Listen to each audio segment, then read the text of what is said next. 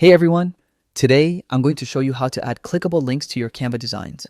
A simple trick that makes your projects not just visually appealing, but interactive and functional. Whether it's a presentation, newsletter, or marketing material, clickable links can guide your audience straight to websites, social media pages, or any resources you want to share. First, pick the text in your Canva design that you want to turn into a link. Think about where you want your audience to go. Maybe a landing page, a document, or a social profile. Once you've selected your text, look at the menu at the top of your screen.